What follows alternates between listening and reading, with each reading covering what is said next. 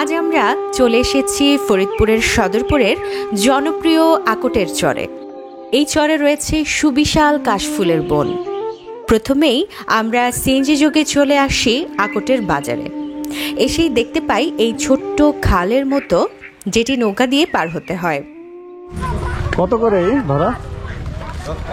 10 টাকা করে ভাড়া। Up down 20। চলো উঠো। খুব শীঘ্রই এই সাঁকোটির নির্মাণ কাজ সম্পূর্ণ হয়ে যাবে, তখন পায়ে হেঁটেই পার হওয়া যাবে। অল্প একটু সময়ের জন্য আবার নৌকা ভ্রমণ। হ্যাঁ, লাল্লা লাল্লা লা।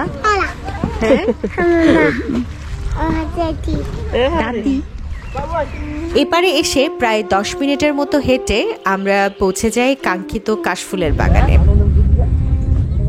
কাশফুল বিক্রি করছে। তোমার বাসা কোথায়? নাম কি? তো এই বয়সে বিজনেস শুরু করে দিছো, ভালো তো। বড় হয়ে কি হবা? হ্যাঁ,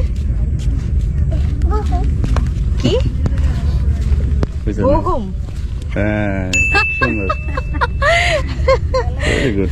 কালকে রাতে বৃষ্টিতে জোর জোরে পড়ে গেছে। একটা হাসি দাও। হ্যাঁ, একটা হাসি দাও। বউ হইলে হাসা দেওয়া লাগবে না?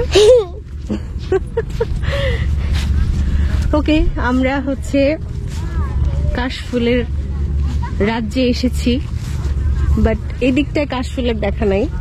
বেশ কিছুদিন ধরে ভাবছিলাম যে আসবো। আমাদের ফরিদপুরে যেহেতু বিশাল এই কাশবন আছে, ফরিদপুরের আখটের চরে, কিন্তু আসা হচ্ছিল না আসলে। ফাইনালি তাও আসলাম। আমার গলা শুনে বুঝতেই পারছেন যে আমি বেশ কিছুটা সিক।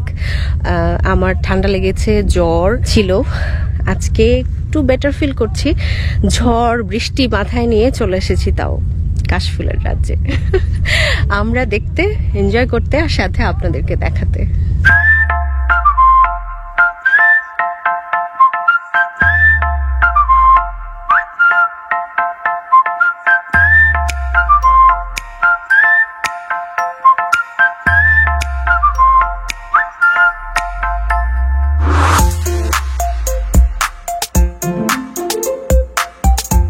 এই সুবিশাল কাশফুলের বনে কাশফুলের দেখা অতটা না পেলেও সময়টা কিন্তু আমাদের খারাপ যাচ্ছিল না।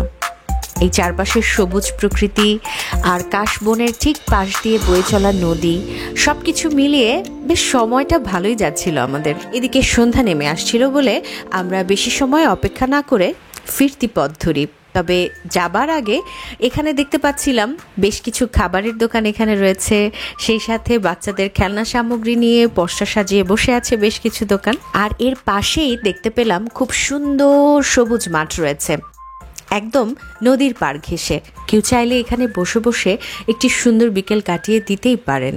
তো এই ছিল আমাদের আকটের চর ভ্রমণের ছোট্ট একটি ভ্লগটি কেমন লাগলো আপনাদের জানাতে ভুলবেন না কিন্তু। নেক্সট ব্লগ দেখার আমন্ত্রণ জানিয়ে আজকের মতো বিদায় নিচ্ছি। আল্লাহ হাফেজ।